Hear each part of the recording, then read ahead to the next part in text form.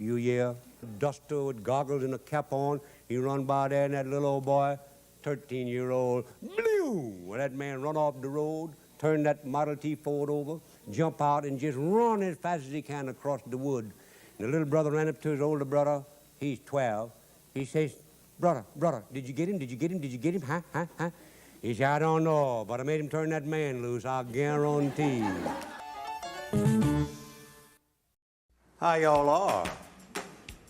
I'm glad for you to see me, I guarantee. I'm gonna taste this jambalaya first. Let's just go ahead on and cook. Getting the part of the chicken that I like. Turtle stew, come here, boy. You know that looks good? This is going to be good, I guarantee. I talk to it like it knows what I'm talking about. I like it, it's good. I believe in easy cooking, believe me, I do.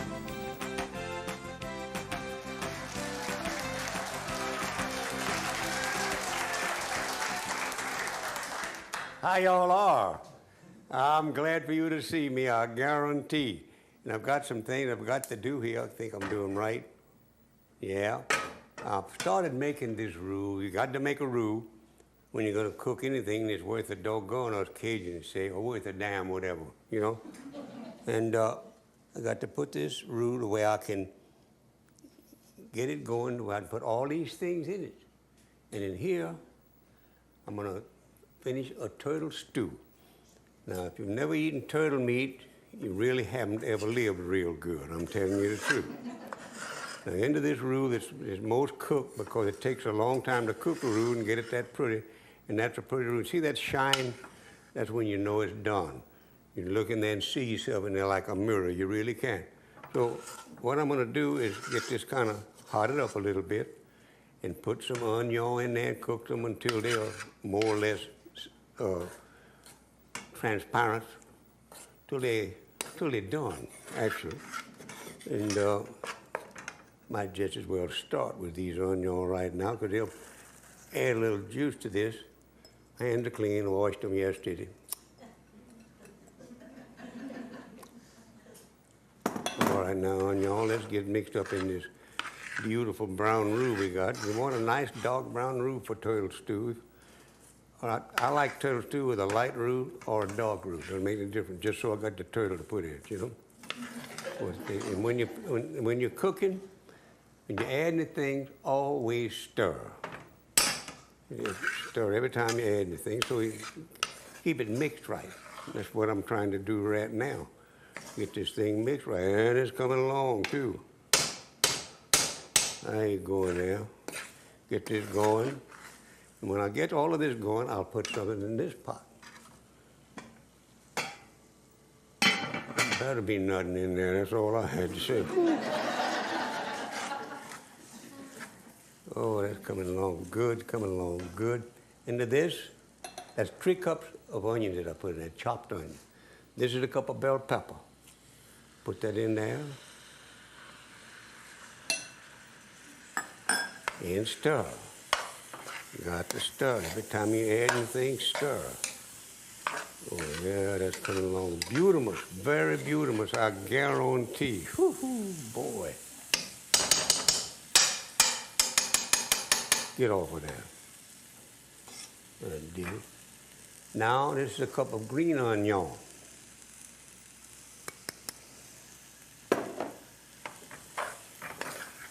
Stir. This keeps me without having to take exercise, stirring roux and things like that.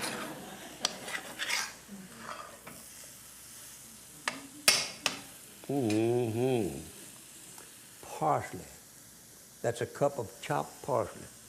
Look at that, I left some bell pepper in there. Onion, green onion, chopped parsley.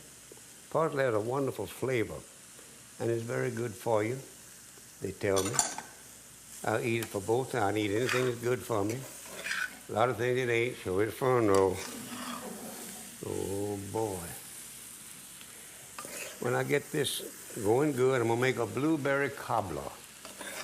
And I love blueberries, I really do. I love cobbler, make it out of anything. I'll make it out of apple, anything I've got. Peaches, apricots, any kind of good fruit. Strawberries make good, you really do. Ah, that's looking good, looking good. Now what I got to do while I'm letting this cook a little bit is remove this, put it right there, and put some water in there. It better be water. Now this is about 10 cups of water that I'm pouring in there. And into that I'm going to put, have to put a fire on. I got to put a fire on now. That's too high. You put that on a medium fire, medium low, and I got about a cup and a half, I think, of good wine, dry white wine. I'm gonna put that on there. Let me put that heat up a little bit. Let me put that heat up just a little bit. I'm doing it. Put this one up a little bit. Oh, y'all doing good. I just hate to bother you, but I got to. You know, I see that flat spoon? That's got that way of making rules. And into this, I'm going to pour some water. Plain water. To be sure that roux is going to be smooth. It's going to be smooth, though. And I'm most probably going to put a little salt in it. But in this, I'm putting soy sauce. But you got to be careful. If you put soy sauce, it's very salty. You got to wait and taste it. Got a tasting spoon, you know. And, oh, that roux coming along all right. I might just well put the rest of the water in there, though. Not all of it right now. That's coming along fine. Come on here, boy. Hot up a little bit and get those onions the way they look like they're done. Even they may not be.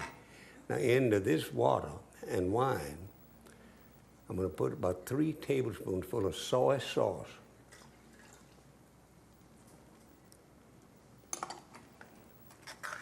Now, I've got water in this.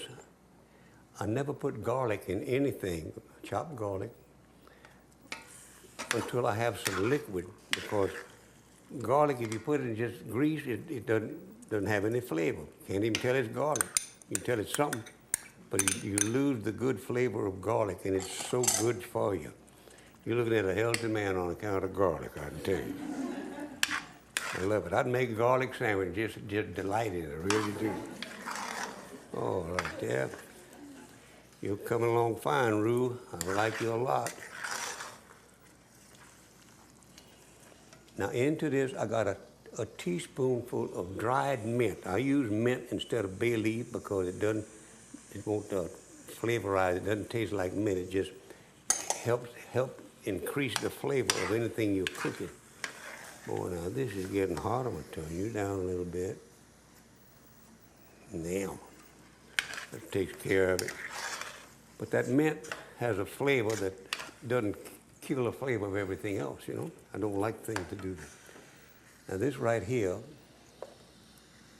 is a tablespoon and a half of fresh lemon, squoze just a little bit ago. Put that in there, and I got to stir that. I violated one of my own rules. Put that there, go ahead. Get that going good there. Now, over here, I've got a little turtle meat. I got just about, I would say, about 3 to 4, about a little bit over 4 pounds. And I'm going to tell you, that turtle, now my hands are clean. I washed them yesterday. Put this in here. Turn that fire up a little bit. Got it. We're going to get all this to going good. That is beautiful turtle meat, believe me. I know what I'm talking about. I cut that up myself. Help clean that turtle. Caught in Louisiana waters. Very fine Cajun turtle, ain't no question about that. I've seen people, when they clean a turtle, instead of skinning it like we did, like I believe in skinning it, they take hot water and just use that and say that was good enough. Well, that's not good enough for me. I like to skin it because it's better to do it. Well, come here to me. Why are you trying to hide like that? Gotcha. Thank goodness for my dish towel, you hear? Now we'll stir that in there. But I'm going to turn the fire up and get that going pretty good.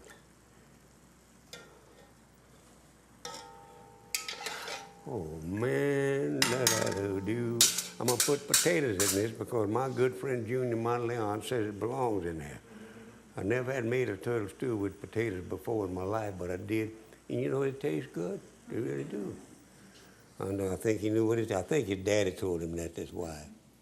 Yeah, now we got that just like we wanted. You going to like I want you. And oh, yep, that turtle, those onions have gotten clear. And I can turn this fire off.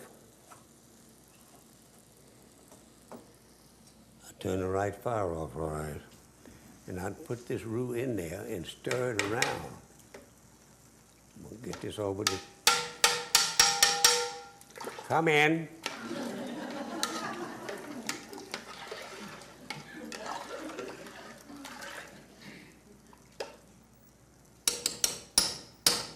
Come over there. Now we'll use a bigger spoon to get this roux mixed into this other water that we got here. I'm gonna put potatoes in it too. And then I'm gonna start making a blueberry cobbler. And I love blueberries. I love cobblers, I really do. I make mine a little different than most people. I found out they come out tasting good, so I kept making them like that. A little more simple too. It's easier cooking. I believe in easy cooking, believe me, I do. Come on now. Stir it a little bit. Yeah, you're looking good, boy. Ha ha. I'll eat some of this, I guarantee. Ain't that pretty? Pardon me for not. I enjoyed watching this so much, I forgot to tell you all about it. This is the roux that I made earlier. And you know how you make a roux? With oil and flour, plain flour, no self-rising. You may have something rolling up to the ceiling in your room. You use that self-rising flour. You get this stirred in there good. You don't want that meat sticking to the roux, and you don't want the roux sticking to the meat. Because if it does,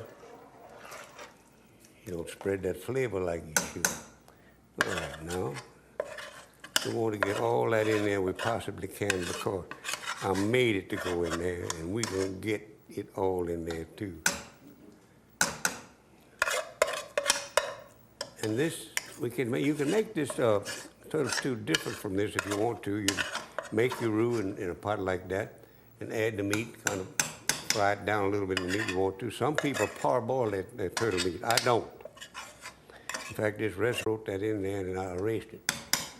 But I don't parboil turtle meat. It doesn't need parboiling. Now, stir that. Whew. I got to tell you all a quick little story while I'm stirring this. This happened on an airplane that I was on one time, and there was a Cajun on. I'd never been on an airplane before. And his ears began to hurt him a little bit there. He had a nice little flight attendant. And she said, something's the matter with you, mister? She said, he told her, my ears are just killing me. Oh, she said, I'll give you some gum. So she gave him some chewing gum. And just as the flight landed, he put on his belt there, his light, and she came and said, what's the matter, something wrong? He said, would you mind telling me how I'm gonna get this gum out of my ear? Oh, that's good, that's looking good. I'm gonna remove this pot from out of my way, and I'm gonna put those potato in there, and then I'm gonna go over there and start on that beautiful little blueberry cobbler. I love cobbler, any kind. I'm gonna use my hands, they're clean. Now these are chopped just the right size, you notice?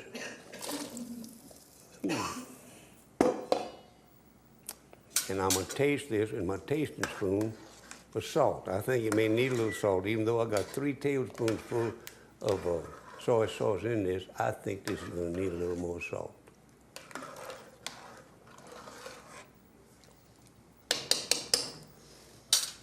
Get this spoon, to get this spoon, to get something to see if I taste it for salt.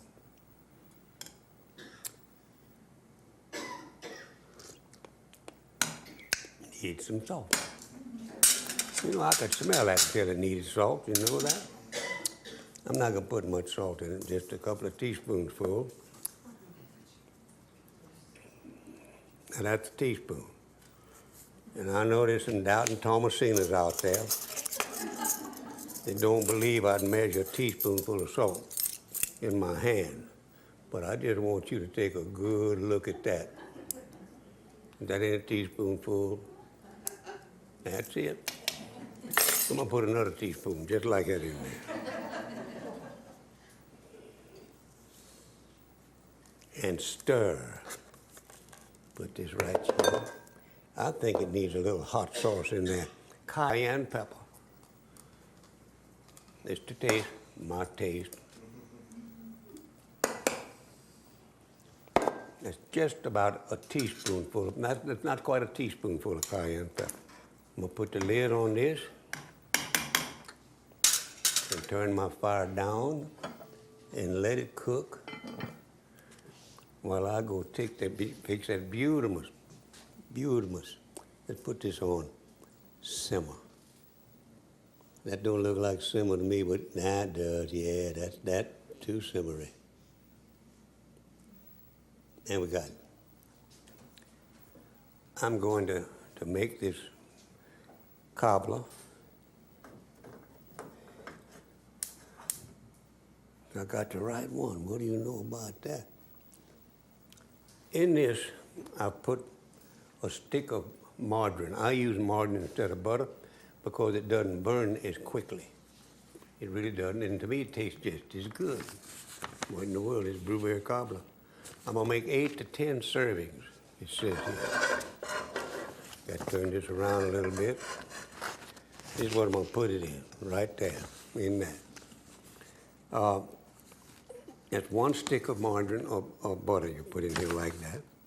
And you stir that around and melt it down, because we're gonna put a lot of other things in here.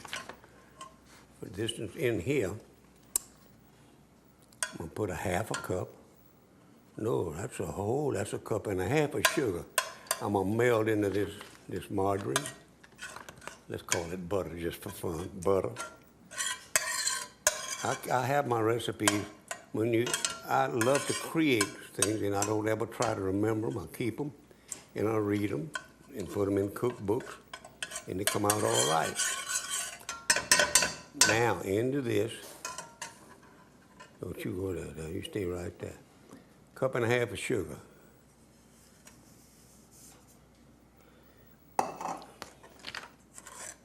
There we go. Mm-hmm.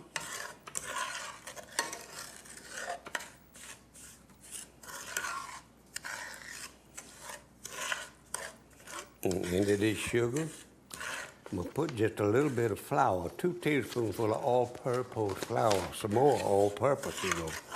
None of this, I don't want any of this self-rising, because I wouldn't know how to measure anything that rises by itself, you know. There's no way for me to do that. That's pretty stuff, pretty stuff.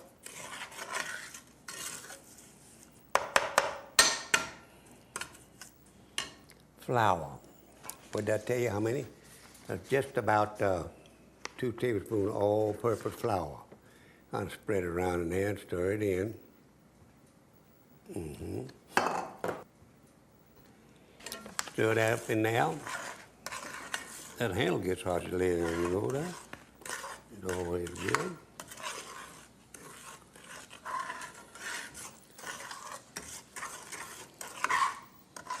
Mm-hmm.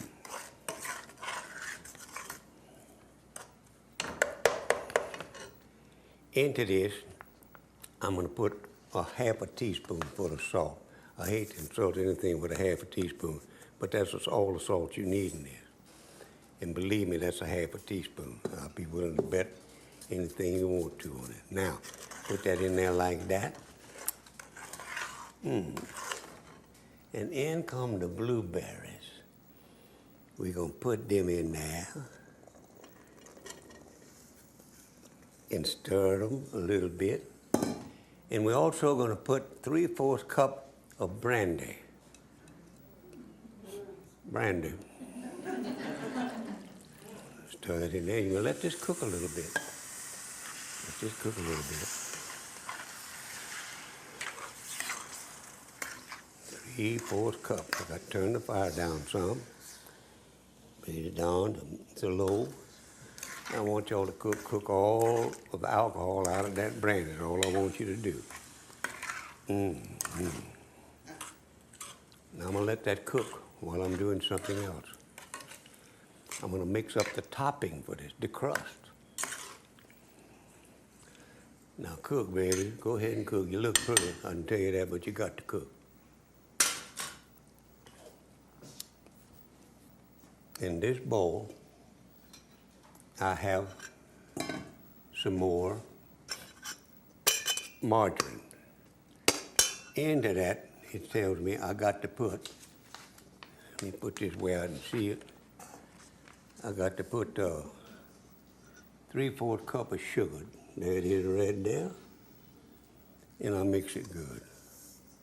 Put it all at once, it don't matter. I'm gonna make it dissolve itself. Got to. Make that crust. It goes on there and it's so good. Come on now, get with it. Got to get the motion with it. Yes, sir. Here, let's go. Into this, I got to put some flour. 1.5 cup of all-purpose flour goes in there, along with some baking powder. I think it's about a teaspoon, 2 teaspoons. No, 1 teaspoon for the baking powder. That's all it needs. And stir.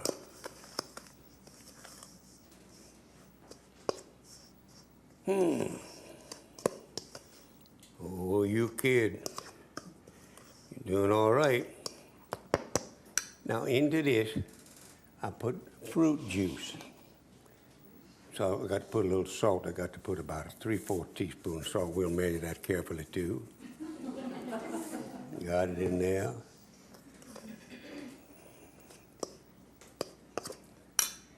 Put this in there like that. And put the fruit juice and stir it in good. I use pineapple and apple juice. I mix those two together. And they make a very delightful taste in this crust. I'm going to just stir this up real good. I'm beginning to want to taste some of this, you know it? And I am. All right, Justin, I believe you're hot enough there, blueberries. I'm going to pour you in this little casserole dish and pour this on top of it. Let it go all the way through it. I have to put you right over here out of my way while I pour this. Turn it off. I'm going to put this in this casserole dish.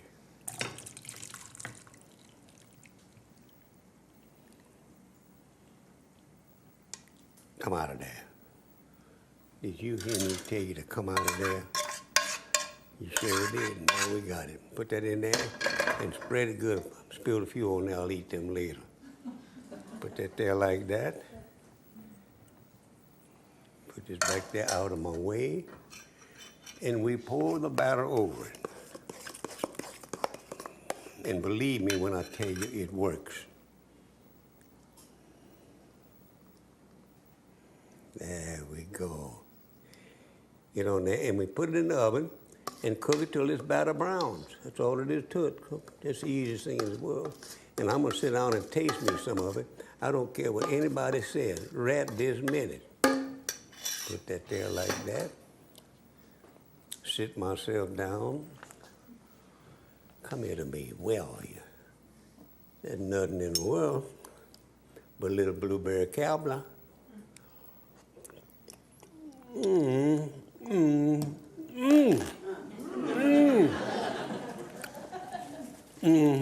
I guarantee I'm gonna have to use my same spoon to taste this wonderful turtle stew, but I'll lick it real good and then go back in there. Turtle stew, come here, boy. Turtle meat.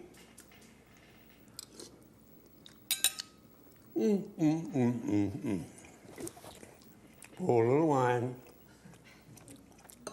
Just a sip. That's a double sip. Oh man, that's good.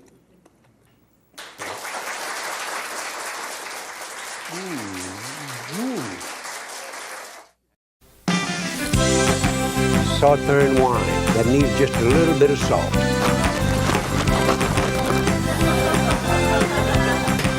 You got to admit that's pretty. Oh, wait a minute. You know I forgot the most important thing? Yeah. Oh, it's looking good. I guarantee that's a fine one. Ooh, boy.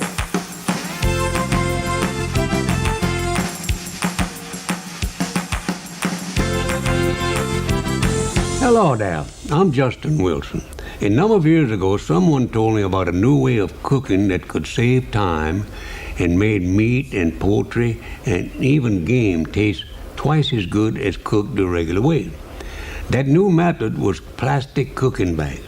Let me tell you, I got me some of them plastic cooking bags and commenced to cooking everything I could think of in a bag.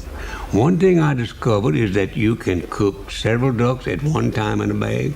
Just throw in the seasonings, tie up the bag, and punch a few holes to let out the steam, let it be venting, and stick the whole mess in the oven. The results are wonderful, I guarantee. Look back with me at this show made 25 years ago for Mississippi Educational TV, and if you haven't already discovered how great cooking in bag is really, you will now.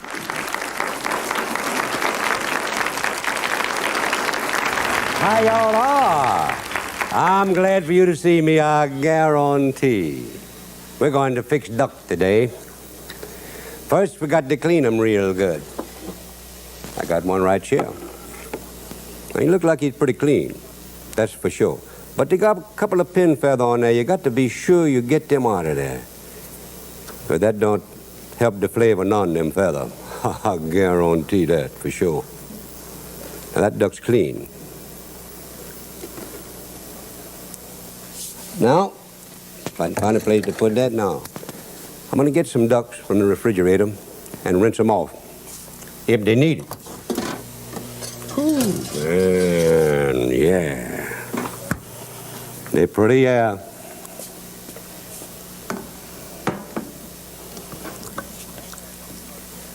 ordinarily, we would have to rinse that duck with water.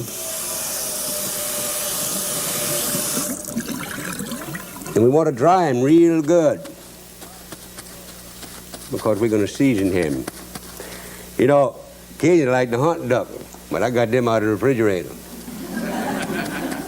Want to tell you, though, they didn't get there by themselves, no. Whew. That's for sure. You know, every time I see a duck, I think about that old Cajun guide friend with me. He took a certain big shoot from Mississippi, hunting every year, and he had a problem, a drinking problem. He wasn't an alcoholic, he was a drunkard. Yeah. And this fellow that went with him every year knew about that, but he missed 1 year. He just missed 1 year. And in that year, he forgot about them problems. So when he brought himself down to South Louisiana to hunt with his favorite Cajun guide, he brought along with him a fifth of Old Master whiskey and took it with him. And they got out in that pirogue boat, and that Cajun couldn't keep his eye off of them whiskey what he had. He said, give me a taste of that. He still forgot about that. And he got that bottle, he took a taste right now, and he kept the bottle. And it was hot that day, and there was not many duck fly.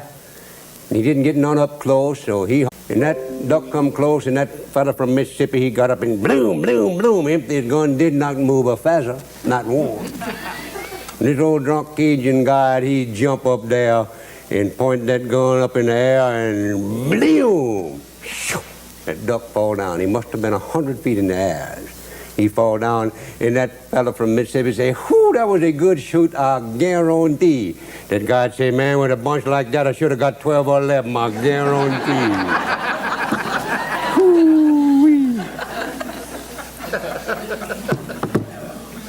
Now we're gonna stuff these duck and fix them in this bag, this brown and serve bag. We're gonna cut an onion to you in 4/4, and an apple in 4/4. We're not gonna leave 1/4 there. And we're gonna stuff them duck with a clove of garlic, a piece of apple, and a piece of onion.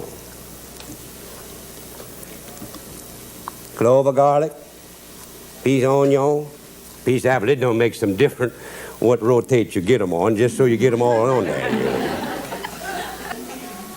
Man, somebody enlarged the hole on that, I'll guarantee. And a little salt.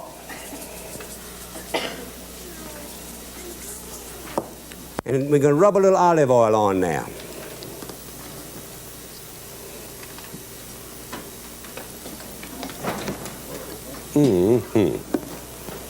That olive oil is gonna make it brown pretty and give it a good flavor too. It help out, all that help. And I'm gonna put them on this bag right here. Now, you know, we like to bag our duck, that's true. But we got a new way here. It's brand new. I got to get that open. Yeah, there she go. We're gonna put that duck on there. Put in the bag down in there real good.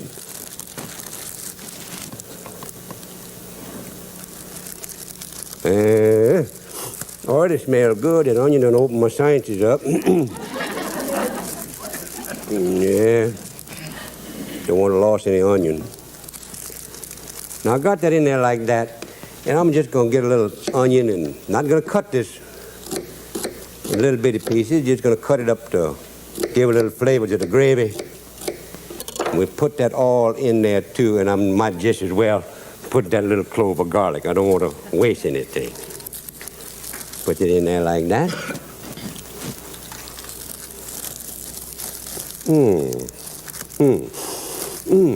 That smells good too. Then we put a little Worcestershire sauce. We spread that on there like that. Get them duck drunk so they'll taste. Yeah. Put that on there like that. And then we close this bag up and seal it with a little thing what come with it. Put that on there and shut her up tight. And get this out of my way right here, too. Now, you see this fork? It's a 2-pronged fork. I'm gonna punch at least 6 holes in this bag. I say at least. Sometime I punch more. I'm gonna put 7 just for good measure. You do that so that your bag will not explode in the oven. Your temperature, 350. We're gonna put that duck right in there, and you don't want your temperature to ever be over 350 when you're cooking in these brown and served bags. Now, that's going all right. You know, putting them duck away like that. Let me put this down here. It reminds me of a story I got to tell you. Just dying to tell you this story. Years ago, I got a couple of friends, and one of them was told this story on themselves. He said, we go over to False Rivers. That's about 35 miles from Baton Rouge. We go over to False Rivers to hunt them duck, me and Jean-Baptiste.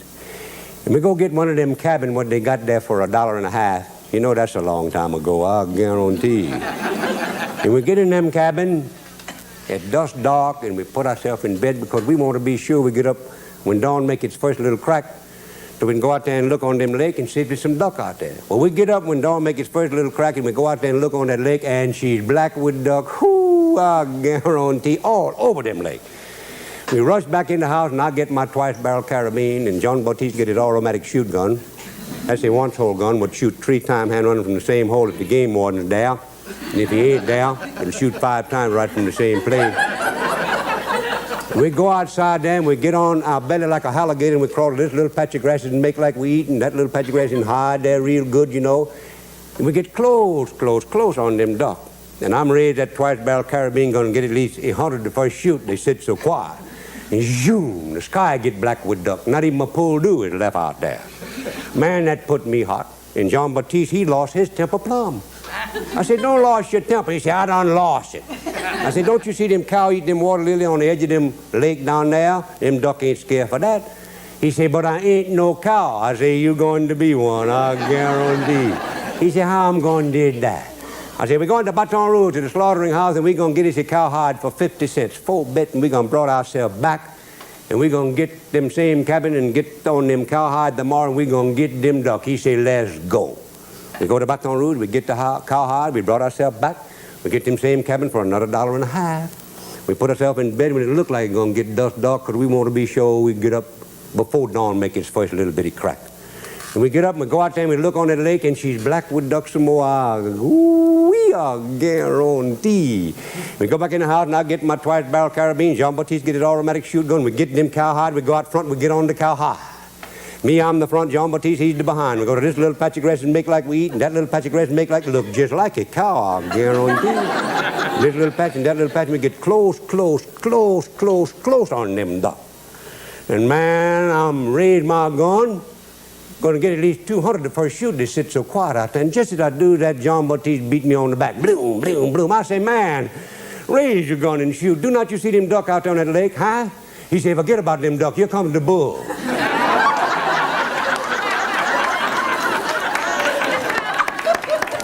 Well, that's about enough bull, and we got to go on with some cooking here.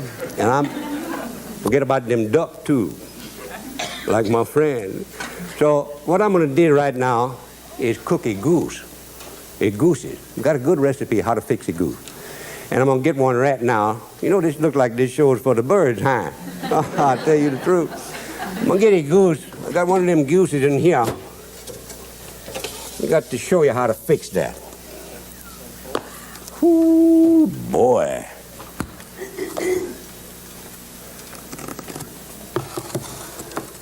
That goose looks clean, he's fine, but we're going to marinate him in 1 part of vinegar to you, and 3 parts of water. Now, you know what us Cajuns say, we put him in that vinegar and let him sleep all night, if he's a wild goose. If he ain't a wild geese, he's one that's just wild in the backyard, you got to run him down. In about, 1 to 3 hours, that's about all it took to do that. Now, put them goose on here. I got about a pint of vinegar here. We're going to pour them on there real good. Pour them all over them gooses. Ooh-wee.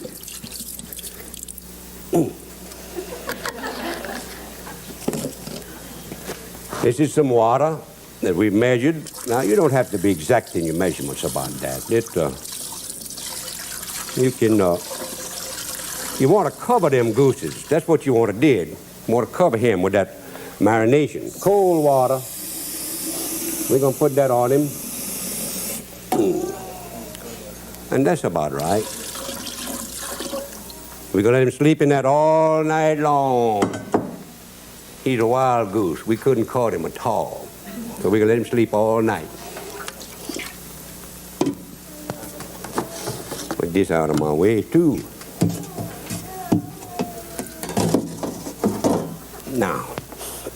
Now, I got a new goose is what I got hid right here.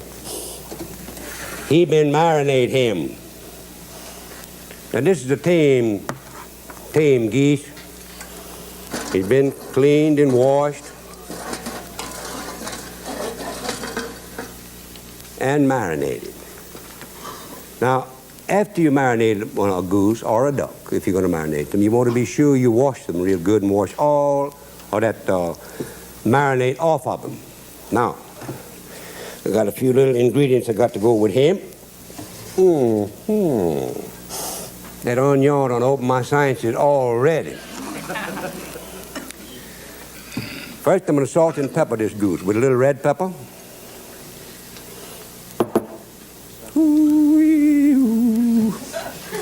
Man, stand up there. He did. A little black pepper, not much. I use red pepper because I like the flavor better, and it's digestible. Black pepper's not. It's a root, wood, and red pepper is a vegetable. Get a little of that salt and pepper inside that goose. Be sure and do that. If you don't do that, you're missing something. Put this out of my way now. Now, I'm going to put a whole turnip in them gooses. There he is. Now that turnip, that helps the flavor. It'll take the wild taste out of a goose or a duck. Believe it or not, it sure will do it, too, I guarantee. Now, over here, I've got a rule. First, you make a rule. And this rule, we cook this ahead of time, and it's just the right color right now. Now, we make that roux with about a cup of flour and about 1/2 to 3/4 of a cup of olive oil. And we use olive oil because, number one, we like olive oil. Number two, it's good for you. And it's low in that real fatty stuff. I don't know how you call that, cholesterol, you know. Now, I'm going to put in here 2 large onions that have been chopped up. And about a 1/2 cup of parsley. Now, let me tell you something right now. Parsley is a wonderful seasoning. Most people don't realize that. They use it for garnishments. But it's a wonderful seasoning, that's for sure. I'm going to stir this for about 2 or 3 minutes. I'm going to put that fire down so it won't burn, too. You got to watch them roux. You burn the roux, you got to start all over, and that's bad. Whew, I guarantee that's bad. You know, this reminds me of all these gooses and ducks what I got here. I never will forget this old Cajun who said he gonna took his son for his first hunt. You know, oh, Papa, I don't care whether they're Cajuns or any other kind. They like to, for their son to taught that they're the very best. And this old Cajun ain't no different. And he took his son, he said, son, look, it's time for you to learn how to hunt. You 10 years old. You want to go? He said, oh, yeah, Papa.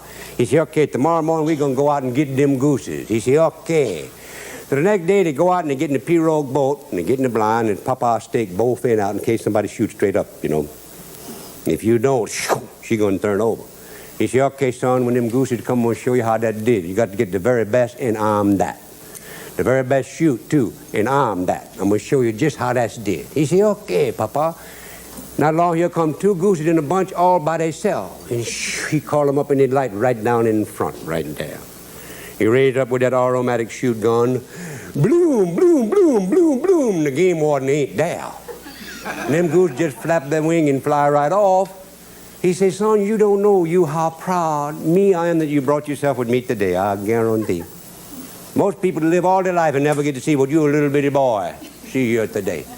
In fact, some people live to be 110 and don't get to see a miracle like you, a little bitty boy, 10-year-old, see here today. The little boy say, what miracles you talk about, huh, Papa? He say, what miracles I'm talking about? I'm talking about the miracle that them 2 dead gooses get up and fly like that.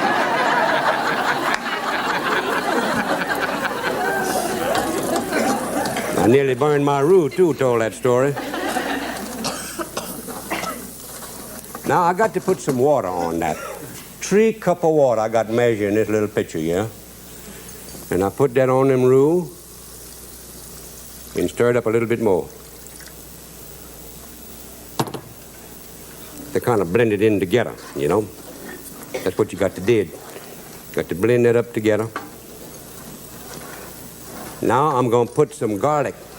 You know, always remember what that rock is you done got in your mouth when you go to chew. And garlic will get hard like a rock. Now, it just gets hot. That roux will join together with everything and be just as pretty and come out a real nice brown gravy. Put that a little more high. Now, I'm going to put just 3 cups of Sauternes wine on that.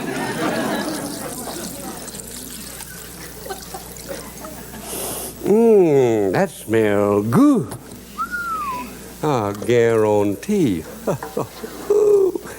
Now, you know, a goose, them gooses, they're very dry.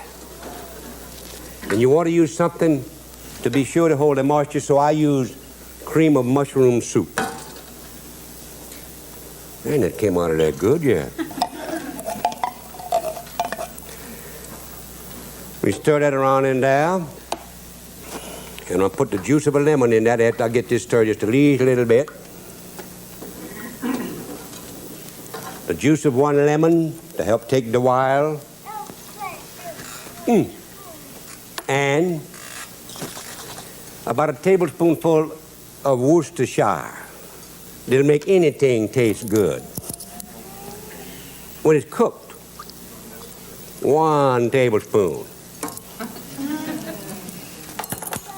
Got that right now. We stir that just at least a little bit. See if we can get it blended together. And it do. Now I got a bay leaf over here. That bay leaf has got a toothpick stuck through that. And the reason we got them teeth picked through that, we don't want to lose that bay leaf. We're going to stick that bay leaf on them gooses.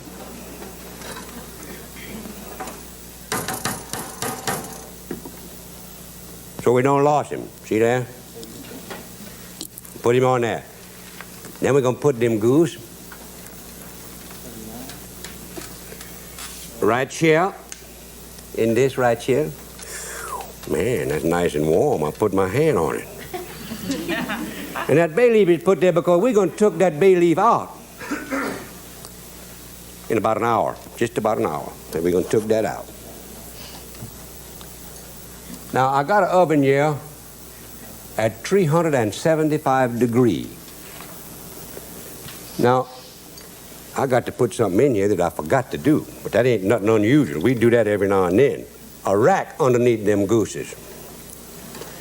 And the reason we do that is we don't want them gooses to burn. Now, whoo, that's a lot better, yeah. That smells good. And we're going to cook them for 2 hours. But we're going to baste him every 20 minutes. And I'm going to stop right here and show you what I mean by baste. We mean do like that. And it don't take long. About 3 sweeps with a good basting spoon or ladle. And you got it made. We're going to put him in here.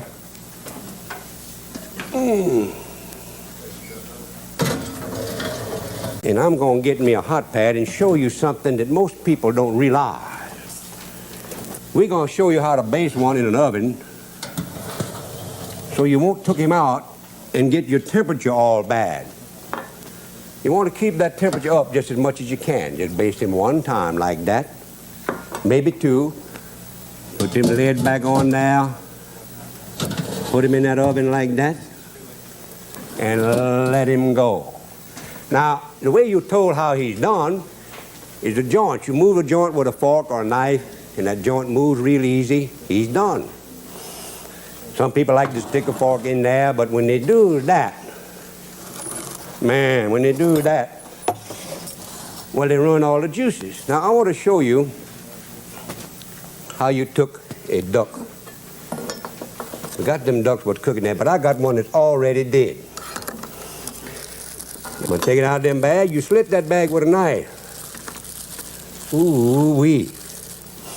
And you reach in there with a fork because them duck is hot, yeah. And you get one out of there with that fork. I'm gonna put one on this plate. I'm gonna go to the table and eat that too. Wasn't that pretty? Oh, man. Now, I want to, first of all, I'm going to cut them gooses. Carve just at least a little bit off of there for me to eat. And it's juicy. You notice that? It's as juicy as it can be. And tender, tender, tender. Whew. Oh, man. Let me get a little gravy. How you call gravy on that? Now, there's some hot slough. I would like that. A little wine we put on that. Sit myself down.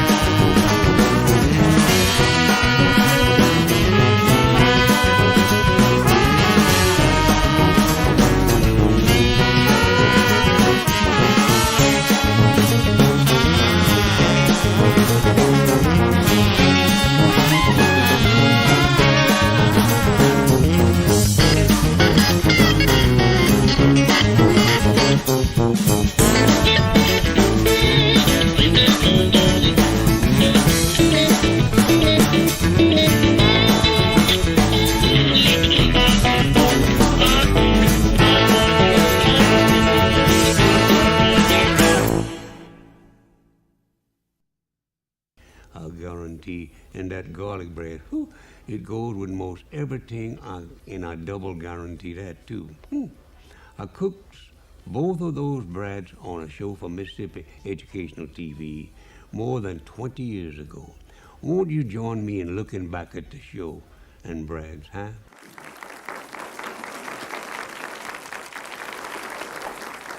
How y'all are? I'm glad for you to see me, I guarantee. Now, you know, us Cajuns in South Louisiana, we cook all kinds of things. There ain't no question about that. Nutria and everything like that. Mushrat, alligator tail, anything in the world we cook. A lot of main dishes. But whenever we cook that, we got to also, too, have something to go with that, like bread. Garlic bread, hush puppy, cornbread, rolls, things like that. We always like to cook something good. You know, whenever I mention bread, I can't help but thought about that little 7-year-old boy who never said a word. He's 7 years old, and he had never spoke one time. And his mama worried like the devil about him. They sent him to all kind of doctor, and they check his ear. He can hear all right, but he don't said something, not a word. Not one single solitary word. And one morning, they were eating breakfast, and he's 7-year-old. And he looked up and he said, this doggone toast is burned like the devil, I guarantee you. Well, man, his mama, did your hand sprung? His papa grabbed the little boy and most squeezed the life out of him. They're so proud he can talk. And after about 5 or 4 minutes of that handsprung and all that kind of stuff, the mama says, son, we're so glad you can talk. How come you didn't said something before? He said, up to now, everything been okay. Well, up to now, everything been okay, but we're going to make some garlic bread for you right now. And it's real easy to make. But we make it. Oh, wait, let me get me a knife here where I can slice that bread. I think I found one here that I can do that with. Yeah. Now, you notice here that I got a garlic press and some garlic. This is a clove of garlic. That's a clove. I got a garlic press here. I put that on there like that. Press it on. I don't want to lose any of that because it's all good. Put it back in there like that and put another clove. You put as much garlic as you would like. This is all according to taste, you know. It doesn't make any difference. Just so you put what you like in there. I don't want to take too much time pressing. I just wanted to be sure I could show you how to press garlic. And when you clean your garlic press, you be sure that you get all of it out of there. It usually leaves a little film. And when you clean that, you get that film out. Because if you don't, your garlic's going to taste bitter the next time you press some in there. And that's enough of that. And I got some already here. I might just well put that on there. Like that. Ooh, boy. This is, you walk by your neighbor's house, they can tell you had garlic bread, I'll guarantee. Now, you notice that I'm just mixing that up. I'm getting that mix up like that.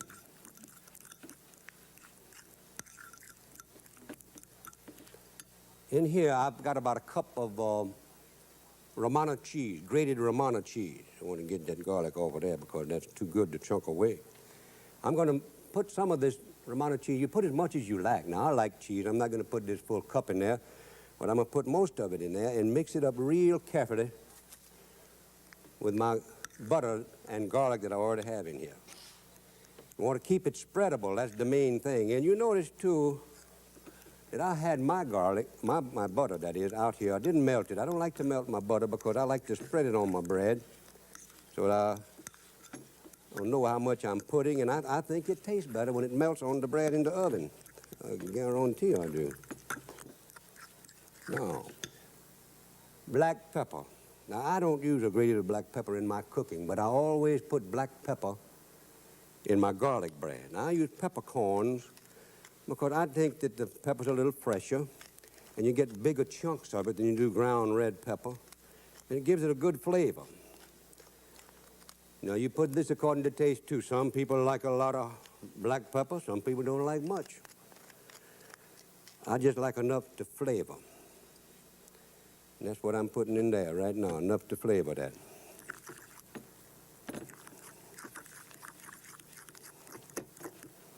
And lay that down, because I know I'm going to knock it off if I don't. You can see the black pepper in there a little bit. Now I got to haul off there and slice this bread lengthwise. Now, I slice it lengthwise because I'm going to spread it on that, and then we break bread. We like to break bread down in our country. It's a sign of friendship. Ooh, boy, that went easy. Now I'm going to spread that on the bread.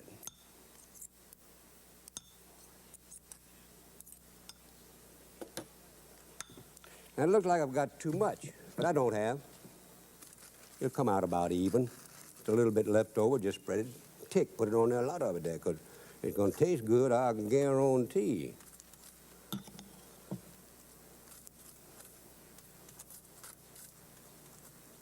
Ooh-wee, that opened your sciences up real good, you know that? That's for sure. Oh, boy. I think I'll take a bite of that now. would, but I better not did it right this second.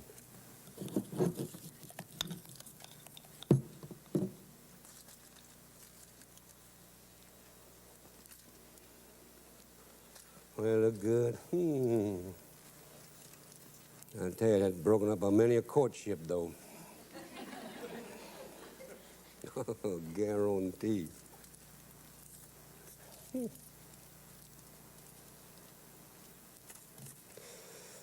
Well, I'll be glad when I get this did because I'm going to eat some of that. I'll tell you for sure.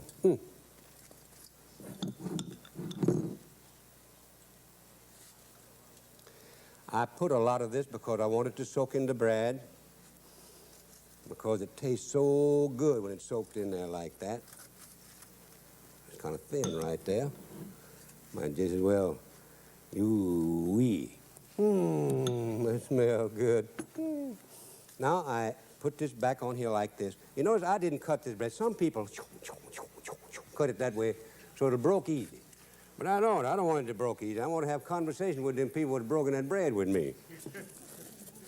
We close it real good and tight.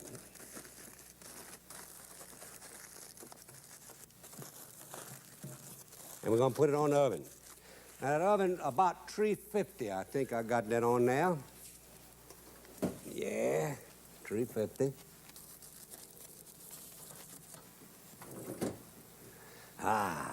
Now, we'll eat it in about 15 or 20 minutes, and it's real good eating when we take it out of there, I guarantee. Oh, you kid. Got my sciences open real bad.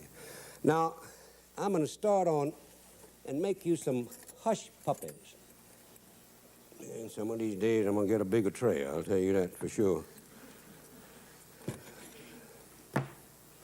Get all this where I can get at it.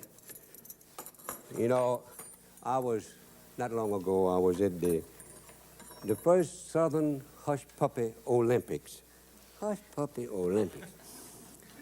In Lufkin, Texas. And I tell you for sure, ladies and gentlemen, you never saw something like that before again in your life. These people brought their recipes, secret recipes. They had not given to anybody, were not about to give anybody. One man came up there with a box, and I said, "What you got on that?" He said, "My recipe." I said, "What's in the box?" He said, "Rattlesnake. He's going to look after that." And I look up and I hear a syringe going full blast. It's a police car escorting a big black limousine with some people in black hats, black suits. One behind there, shotgun guards all around it. Look like the Godfathers all coming in there, you know. And I said, "What's going on?" And get out of that car, and they got a great big lock box with a chain on it and a combination lock. They got a banker to open that for them. That's their secret recipe. One man brought his dog to taste his recipe, and the dog wouldn't eat it. That tickled me to death. And the mayor of Lufkin, a good friend of mine named Garrison, he brought a taster with him, too. And I thought it looked around for his dog, but it was a half-grown lion cub a lady was holding in her arms for him to give his hush puppy to, for him, that lion to try out. And I had my picture took with him because I wanted to have that did. Now, that's a cup of yellow cornmeal. Half a cup of flour. Get this over a little closer with me where I won't have to stretch myself. We're going to haul off there now and put a teaspoonful of baking powder. Don't want to put too much. Mine is so light already, I have to put the lid on the pot to keep them from flying out when they're frying. And about a teaspoonful of salt. Now, you remember this about salt. Salt is salt according to people's taste, actually. Now, if I was making this for just me, I'd put more than a teaspoonful of salt. I want to see if I still measure right. Yep, that is. And we got a little soda here. I'm going to use buttermilk. And when you use buttermilk, you better use soda because I'm going to put about a half a teaspoonful of soda. If I was home, I'd just put 3 pinches in there. It would amount to the same thing. So half a teaspoon. Now, in my cookbook, it does not have garlic powder. But this is a secret I'm going to give to you, this garlic powder. About a half a teaspoonful of garlic powder. instant garlic powder. And then another little secret that we didn't put in the cookbook, forgot it, be truthful with you. We put some onion salt on that, about a half a teaspoon of that. We put that on there, and then another little secret, you stir all your dry ingredients together real good to where it all look like yellow cornmeal. Now, people ask me, say, how come you use yellow cornmeal? I like yellow cornmeal. That's how come I use yellow cornmeal. And it seems to come out more better. That's how come. I guarantee. And he mixed that real good. Be sure and did that because you can mix this up dry and just put it in your refrigerator and leave it and then put your wet ingredients, your eggs and your buttermilk in there when you get ready to make it. It won't make it different, but don't wet it. And your shallot. Got to put some shallot on that, green onion. Oh, boy. Now, you notice I make a little hole now to put my egg. Now, I'm going to beat this egg pretty good. Speaking of egg, I got a friend named Travis Lobel that got an egg farm. And several years ago, he was diversifying himself, and he had some lambs. He had some lambs that their mama rejected, wouldn't took them, so they brought them to the house, and they had a couple of puppy dogs, cattle dogs. Oh, boy. And they put those little lambs with those dogs, and those lambs never did think they were lambs. They thought they were dogs. They ate dog food with them, and then people would come through the yard on bicycle. Those little dogs would chase them, bloop, bloop, bloop, and the lamb right along with them, chasing them bicycles just because they thought they were puppy dogs. And pretty soon automobiles come by, and they'd chase the automobiles. And I'll tell you, I asked old Travis what happened to that lamb one day. He said they had to get rid of him. I said, how come? He said he started killing sheep. You notice I put that egg, one egg that I beat the daylight out of them eggs. Beat it real hard. I start to blend it in with my cornmeal. Now I've got a cup of buttermilk in this pitcher. And I don't put it all in there at once because I may not need it. It depends on the moon and everything else, I reckon.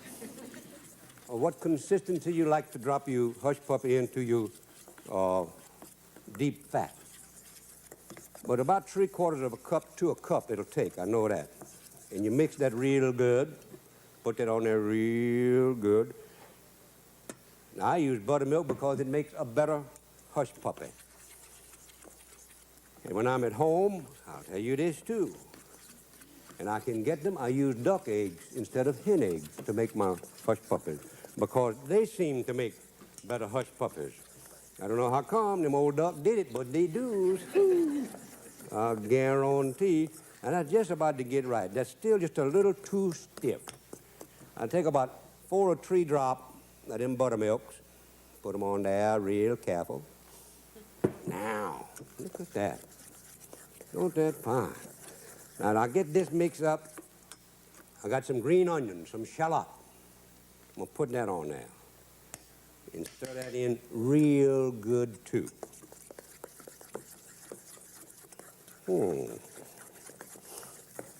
That got my scientists open up, too, them green onion, I'll tell you for sure. Now, you see how pretty that is? That's just about right. Not too loose, not too tight. You don't want it too stiff because if you do... Now, I use a teaspoon to drop my hush puppy mix into the deep fat. And this deep fat fry, I've got this deep fat about halfway up. Now, this hush puppy, you know where that name comes from? Years ago, the old hunters used to come in from the hunt and they'd have the dog and they'd brag about what they had missed and what they had shot, you know. And they were busy trying to get rested and cook up a storm and have a few beer or drink or something, ale. And the dogs would get hungry, they would smell all that food cooking, and they'd start raising the sand out there. And they say, look, did something about that. So they mixed up some cornmeal and like this and made some hush puppy. And they'd chunk them out there and them dogs say, hush puppy. And that's where the name come from, hush puppy. That's true, I guarantee. Now we're gonna put these on now, and I use my finger to brush this out with. Ooh-wee. Somebody asked me, say, how many will this make? And I make small batches of hush puppies at a time. Let me tell you that. If you make too much, it doesn't come out right. I don't know exactly why. I think that it rises too much and your baking powder gets weak or something. But this is about the size batch that I make. And at the Hush Puppy Olympics, I made 5 different batches and cooked 5 different batches so that they'd come out the same all the time. And they do. They come out the same. And somebody asked me, say, how many does a batch like that make? I say, how long is a piece of string? Depends on the size of your doggone hush puppies. How many are you going to sit there? How long does it take till they're done? That's how long it takes. Look at that. Ooh, that's pretty, yeah. I guarantee. Ooh, boy. Man. Yes, sir. You know, when I think about this bread, I mentioned you were going to have some kind of bread. There was a Yankee from way up north, around Shreveport, you know. And he would drove a truck, and he come by a big truck stop that say, we got meat for any kind of sandwich that you want. We got it right here. You brought yourself in, and we got the meat for the sandwich. If we don't got the meat for the sandwich, what you order, we give you a brand new $10 bill. Huh.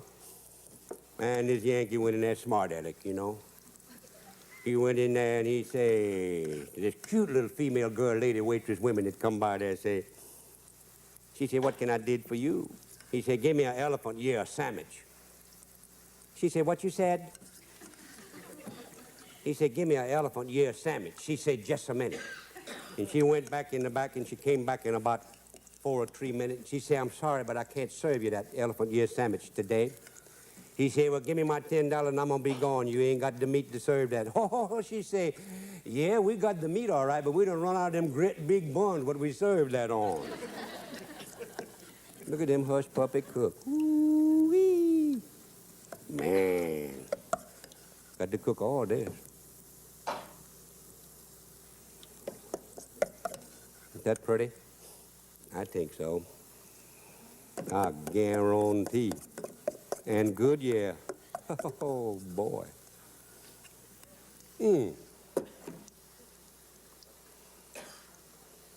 That came out just even. Put that over there. Ain't that cute? Man. Now, you got to turn these every now and then. This is where the fun comes in. Try to get them to stay over. Come on there, you.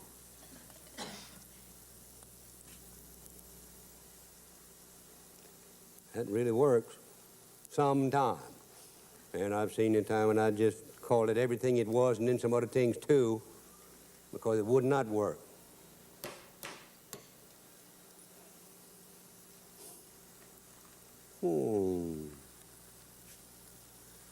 Does not take hush puppies long to cook, and you cook them in about 350 to 375 because you want the center done. There's nothing worse, I don't think, than a hush puppy, except maybe raw fish. You bite into fish that's fried so pretty brown on the outside and it's raw in the middle. Whew! Well, the next worst thing I think is to get a hush puppy that's raw in the middle. So you cook them slow, and you come out pretty and brown and done just like that right now. And that's done, too, I guarantee. And I'll tell you right now, that'll look good. I'll tell you, one more little bit there. On this one here, and it'll be done. Oh, got to turn one. He didn't turn for me. There he is.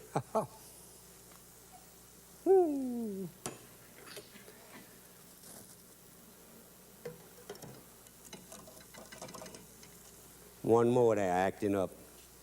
Now.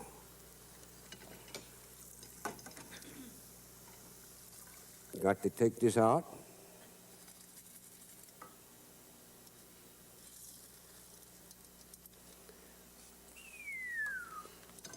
That's pretty. I'm going to turn these fires off. Put this right here and take a look at my garlic bread. Whew, that's hot, yeah. Now, that's what we got.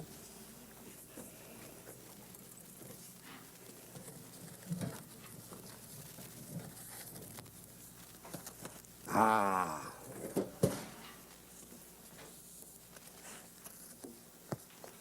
Take it out of this. Oh, that's pretty, yeah. And put it on my bread tray. Look at that. Oh, you kid. That's beautiful, I guarantee. We can take this over here. Woo.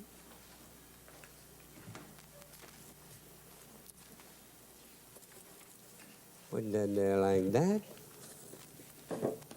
Get this where I can get at it because I may want to taste one of that. I guarantee. Now, we're going to broke them bread, I guarantee. It's toasted so nice and hot. I guarantee. This is a little Beaujolais wine. Beaujolais. It's a dinner wine, and it's not sweet. People ask me all the time, say, how do I choose my wine? What do I do? Well, I say, you know, wine is kind of like the woman you marry. You don't marry somebody you don't like, no. You choose a wine that you like. And if you like it, drink it. It doesn't make any difference. And I got a story I want to tell you. When I'm doing this, I want to taste this first.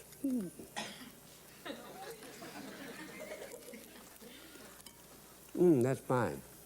I guarantee. I got a friend at the state police in Louisiana. And on the long holiday weekends, the state police in Louisiana, they work 12 hours on, 12 hours off, all days off, I can't, everybody got to work. And this friend with me, he worked on last Labor Day weekend, 12 hours, Friday night, and they give him a brand new petroleum car, with a brand new red light on that, and a brand new syringe, brand new radar, everything brand new. And he got off at 8 o'clock on Saturday morning, and he stopped at a combination restaurant, barroom, saloon, and he go in there to get himself a cup of coffee, and one of his friends in there, and he ordered this from this cute little female girl, lady waitress, women say, give me a cup of coffee. His friend say, oh, man, don't drink that. Drink a beer with me. He said, I can't. I'm in uniform. He said, take it off. He said, okay, I'll be right back. So he went home and he left them petroleum car and he took off his uniform and he came back and he drank beer with his friend till about 11:30 in the morning. He said, look, I got to go get myself some rest because I got to go out again tonight at 8 o'clock. He said, you go home too? He said, okay. So he went home and he slept till 6:30. His wife woke him up and gave him breakfast, dinner, and supper all at the same time. And he went out and got on that interstate, and about 10 o'clock at night, he's on a straight stretch. He said, I'm going to catch some of them devils speeding now, I guarantee. Hoo-hoo, boy, I'm going to get them. So he pulled on his shoulder and he fixed himself real good there, get his radar just right, and he look on the rearview mirror, here come one zoom down the highway, and he look on the radar 97 miles an hour. And he noticed them headlight getting more bright in his automobile, and he look on his mirror some more. He said, that fool on the shoulder with me, he gonna hit me. And he rolled down in front and covered his head real good, and boom, he hit him, knocked him about 300 feet. And he heard that other car turning over. He said they must all be dead in there. When his car came to a dead still, he got out and he run back there. And when he get there, the steam rolled everywhere, and his car laying on its side, and that door pushed itself open, and there's his friend, what he drank beer with that morning. He looked at that policeman cop. He said, how in the world did you get here this quick? This wreck just happened.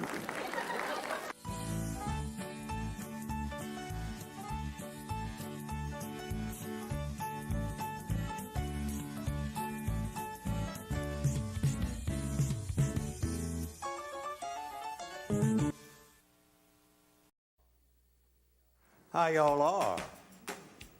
I'm glad for you to see me, I guarantee. I'm gonna taste this jambalaya first.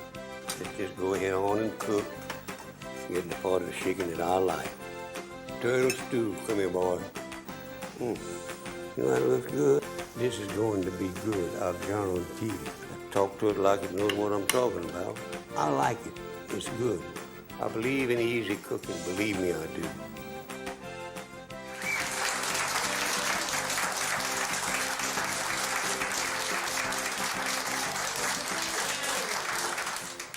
How y'all are? I'm glad for you to see me, I guarantee.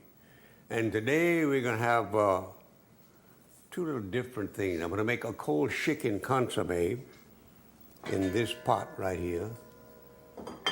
I love consomme, and I like cold consomme, and I like hot consomme, and I like chicken consomme, and I like any other kind of consomme anybody has, you know. And let me turn the fire on here. That's the wrong one. I always do get the wrong one. Oh, yeah. That is water. I put some water in there that I'm going to put some chicken wings. I put the chicken wings in there and cook them till the meat water fall off of it. Then I let it cool to get the meat, the chicken out, and take it off the bone. Take the bones out, and then just let it clear itself up and put it in the refrigerator. It comes out cold consomme. It's very good, too. Now, into this pot right here, I'm going to put 6 chicken wings. Go in there like nice little cheering, dude. There you go, chicken. Nice wings. 2 there. Now you can make it. You can also use mixed thighs with this, chicken thighs. I'll never forget the time I was in Shreveport with somebody, and I had a Cajun, a full bleed Cajun with me, and at a place where you could get all the chicken you could eat. We were sitting there, and the waitress came over and said, "Anything else I can get for you?" And this Cajun from Marksville said, "I would like 2 thighs and a wing." And she looked at me and said, "What did he say?" I said, "He wants 2 thighs and a wing." I thought she was going to shoot us both, I'll tell you the truth. Now, into this, I'm going to put, I could put thighs in there, but I decided just to use wings today. I'm going to put about a tablespoonful of steak sauce. Come on, get out of there now. I want to get all of you in there that I possibly can. Boy, that spoon's too big to get on in there. It is.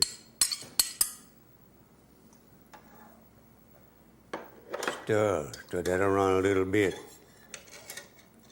And then I'm going to put about a half a cup of dry white wine. Yeah.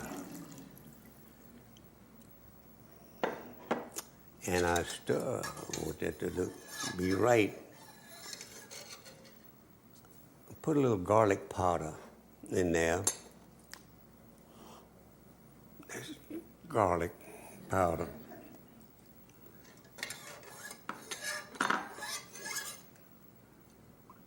Oh boy, this is good. And the chicken tastes good when it comes out of that. I got to put some salt in there. I'm gonna put some little bit of onion powder, just so that garlic won't be lonesome all by itself in there, you know. Let's get this stirred up good. You think I'm not gonna break that up the wrong? There you go. Let's start the boil, and that'll broke it up, I guarantee. Then all get in there, get in now. You know something? That's trying to act smart with me. It ain't gonna get, not gonna do it. I'm gonna get it all out of there. There you go. That's onion powder. I need every bit of it in it. Must have been a little damp when we put it in there, so it won't act like that. Stir, always stir. I put a little dried mint, about, this is not quite a teaspoonful, about half a teaspoonful in there, and stir that in. Go it on. Mm-hmm. Let's broke up there some. Now we're going. I'm gonna put some dried parsley in there too, and it is very good seasoning dried parsley. That's about a half a cup of dried parsley. It's just that many chicken wings. Ain't nothing to it hardly. And it doesn't look bad in the consomme when it's through too. Got to put a little salt in this, just a little salt. Salt to taste. my taste. I'm going to put just about a teaspoonful of salt. And I know you don't think that's a teaspoonful. Some of you just doubting Thomases and Thomasinas. But I'm going to show you that that is a teaspoonful of salt. Exactly. With 3 extra grams. And that's all the salt it'll need. Now, I've got to put a little cayenne pepper in there, but somebody can talk about, but not much.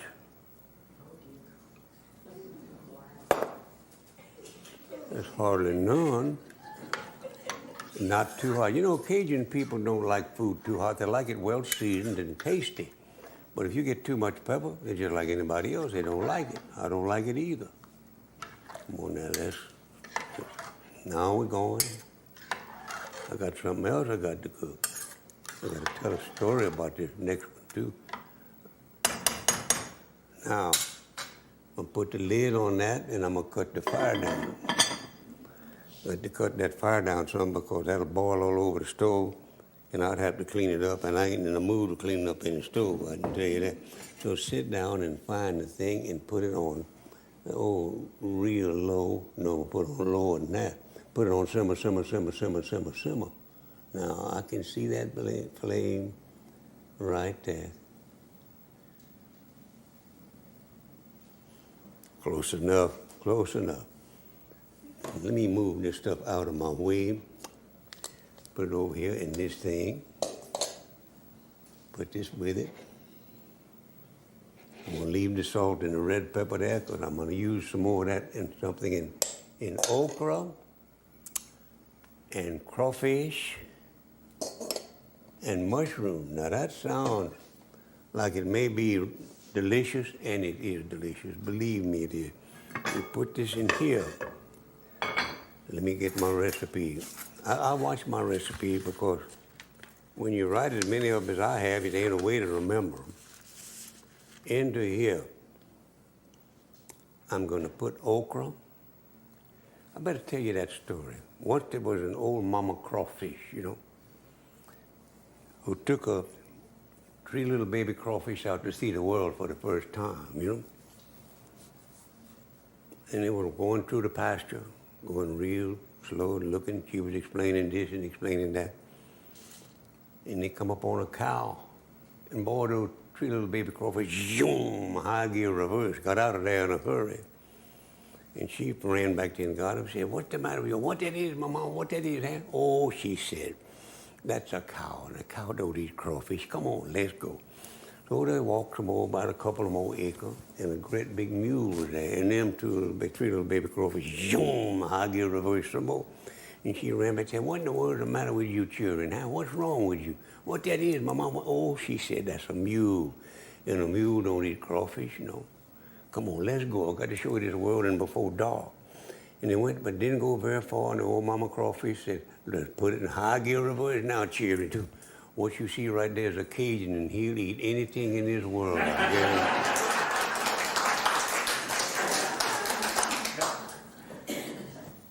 Into this right here, I'm going to put some water. Got to put a little water, or I'm going to put mushroom stock or water. Put that in there. And I got to turn that fire on and get that to sizzling. Can't help but get the right one there, Come on, water, let's get going. And into this, I'm going to put 8 cups of cut okra. 8 cups, and that is so cold. I mean, it's thawed, but it's still cold, as you know. And let's get to cooking. That's beautiful okra. On, baby, start boiling. Start boiling red now. And I'm going to put 2 cups of chopped canned tomatoes. And I'm going to stir it. There's canned tomatoes that are chopped real good. Got to get it all. Don't mess around with that now. and stir. That doo-dee-dee-doo. Now into that, I'm gonna put 2 cups of chopped mushrooms. Now I like shiitake mushrooms, but I don't have them this morning. These are the regular ones that you can get in any store that has any mushrooms at all. They'll have this. Stir. We're gonna put these mushrooms in there. Mix them up good. They taste good. Mushrooms have a good flavor. And in different kinds. The ones you gather in the woods are so good. I can't gather them. I don't go out there. I find the wrong ones, you sure as hell. But these are good. These are not chopped, they're sliced. Sliced mushrooms. They'll pick up the flavor though, and they will add to the flavor. Now into that, I'm gonna put 2 cups of chopped onion. Without onion, it wouldn't be worth a damn. Onion improve anything. I don't like a potato salad that doesn't have onion in it. You get them in some restaurants, they're afraid people get offended if they got onion. But you know, people like I do, excuse me, they ain't gonna get offended. They're gonna eat the hell out of them onion, no matter what you got in it. Let's go.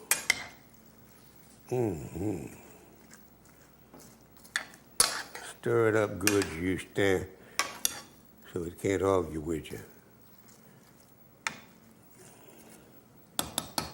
Now, believe it or not, what I'm gonna do right now is I'm gonna put a teaspoonful of garlic. Come here, baby. Chopped garlic, chopped real fine. Get all of it. Garlic goes with onions. Onions go with garlic. And I like them both. I like an onion sandwich with a little garlic like that put on it. It's awful good. You eat that at night when there's nobody around. They won't say anything to you, but you smell like garlic. Sure do. Just ate some. Now into that, I'm going to put just a little cup of dry white wine. Isn't that great?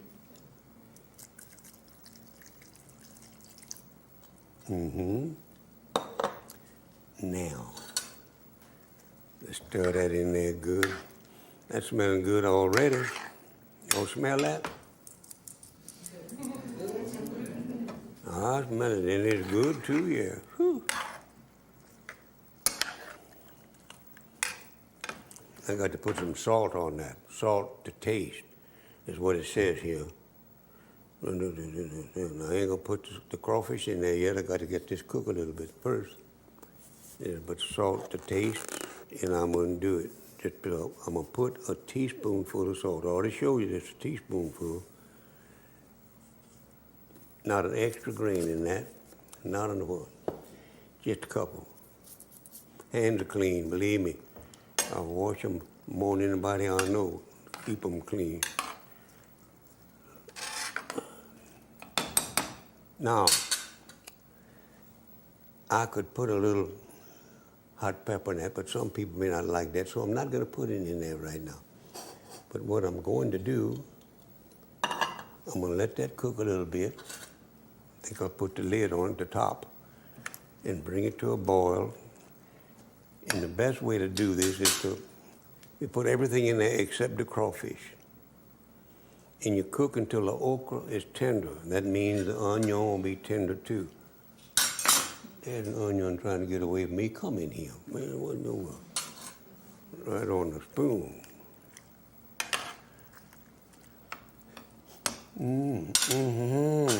We put the lid on this and let it cook a little bit. I'll tell you all a story. Maybe 2 of them need a bit of telling. But I'm not going to put any hot pepper on it. It doesn't need it. Does not need it at all. And my nose is athletic, Olympic style, running. Hay fever or something like that. I don't know what. I would like to tell you a story about 3 Cajuns that were at the Female Women's Hospital in Baton Rouge. waiting for the wives who in another room waiting to deliver. And I don't mean groceries, no. In a few minutes, the nurse come out and said, Mr. Melanchon, hey, baby, hey, what I got, baby, what I got? I said, you got twins, Mr. Melanchon. What you said? You got twins. Twins, that's right, twins. Twins, that's right, twins. A beautiful girl and a handsome young man. Lovely twin. Did I understood you to say twins? That's right. For true, I got twins. That's right, you got twins. You guarantee I got twins? I guarantee you got twins. Well, it's only right and proper. I should have twins. I'm the head baseball scout for the Minnesota Twins baseball team in South Louisiana, and I should have twins. He turned around to other two occasions, gave each one of them 2 cigars, and he left just proud as he could be to have twins. A few minutes, the same nurse come out and said, Mr. Bourgeois, hey, baby, what I got, huh? You got more than one, too, Mr. Bourgeois. More than one, two, what you mean, I got twins? She said, no, you got triplets, you got three of. Then I understood you to said, I got three. That's right, you got three. For true, I got three. For true, you got three. Three. You guarantee I got three? I guarantee you got three. Well, it's only right and proper I should have three. I'm the head salesman there for the 3M company in South Louisiana. I should have three. He turned that other kid and gave him 3 cigars. He was hitting the door. He said, where the hell are you going? He said, I'm leaving here. I drive a truck for the 7-Up company.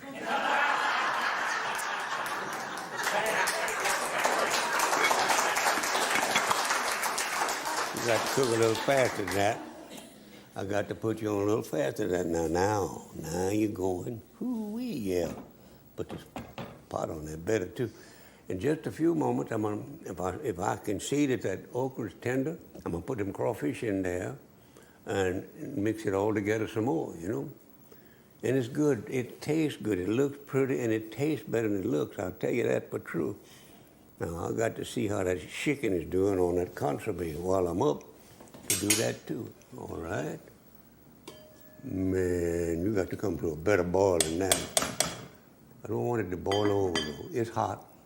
It's hot. Now, into this right here in just a few moments, I'm going to put a pound of peeled crawfish that have been peeled and deveined, whatever that means. Now, I got a tasting spoon here. That okra's getting tender, and it's boiling. It's boiling up a storm there. This is a tasting spoon. I love to taste. It's hot.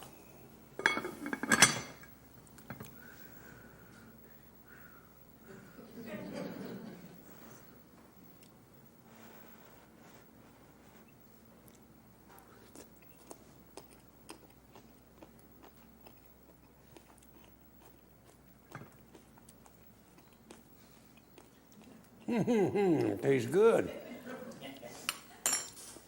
And I'm going to have to put that crawfish in there in just a minute. I'm going to stir it one more once. It's boiling now, like it should. When you see those onions are clearing up, getting clear, that means that okra going to get clear too. Not clear like onion, but clear like okra. Let me put that there. And I'm going to put these crawfish on there with the fat and all. Now, that doesn't have to stay in there but about 20 minutes, maybe 30, but 20 minutes is about the right amount of time. But you don't want your crawfish to come apart, nor do you want them to get tough. It ain't good, no. All right. Don't that pretty? You all smell that? I hope so. Oh, yeah.